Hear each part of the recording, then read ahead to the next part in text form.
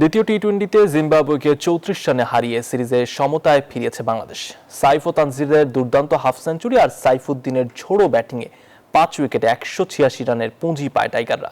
জবাবে 2 বল বাকি থাকতে 152 রানে গুটিয়ে যায় জিম্বাবুয়ে। ব্যাটিং ব্যর্থতায় প্রথম ম্যাচে হেরেছিল বাংলাদেশ। দ্বিতীয় ম্যাচে ঘুরে দাঁড়িয়ে দারুণ ব্যাটিং করেছেন তানজিদ তামিম, সাইফ হাসান, সাইফুদ্দিনরা। সেই সাথে দুই স্পিনার রিশাদ ও মাহাদির দারুণ বোলিংয়ে জয়ের দেখা পেয়েছে টাইগাররা। বুলাওয়েতে টস হেরে ব্যাটিংয়ে নেমে শুরুটা দারুণ হয় বাংলাদেশের। ওপেনিং জুটিতে 120 রান যোগ করেন সাইফ হাসান ও তানজিদ তামিম। তবে 55 রানে সিকান্দার রাজা শিকার হন সাইফ।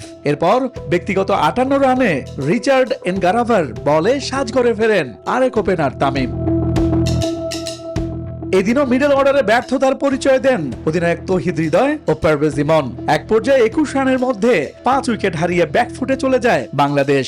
যুক্তরাষ্ট্রের 1 নম্বর জিম চেইন গোল্ড জিম এখন আবারও বাংলাদেশে।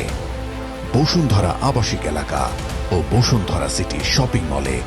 বিপর্যয় সামলে ঝোড়ো ব্যাটিং করেছেন মোহাম্মদ সাইফুদ্দিন ও ইয়াসির আলী। ইনিংসের শেষ ওভারে টানা 4টি ছক্কা হাঁকান সাইফুদ্দিন। তাতেই 5 উইকেটে 186 রানের বড় সংগ্রহ পায় টাইগাররা। লক্ষ্য তাড়া করতে নেমে 21 রানে 3 উইকেট হারিয়ে কোণঠাসা জিম্বাবুয়ে। মাঝে সিকান্দার রাজা ও মিল্টন সামোবার জুটিতে ঘুরে দাঁড়ানোর আশা দেখলেও শেষ পর্যন্ত তা হয়নি। রায়ান বার্লের 29 ও ইভান্সের 25 রানও যথেষ্ট হয়নি জয়ের জন্য। ইনিংসের 2 বল বাকি থাকতে 152 রানে অল আউট হয় স্বাগতিকরা। রিশাদ হোসেনের 4 উইকেট, 31 রান ও 1 উইকেট নিয়ে ম্যাচ সেরা হয়েছেন মোহাম্মদ সাইফুদ্দিন। জয়ের ম্যাচেও অস্বস্তি। চোট নিয়ে মাঠ ছাড়ার পর আর ফেরেননি পেসার নাহিদ রানা। আগামী রোববার সিরিজের তৃতীয় ও শেষ ম্যাচে মুখোমুখি হবে 2 দল। ইশতিয়াক দীপু, নিউজ 24।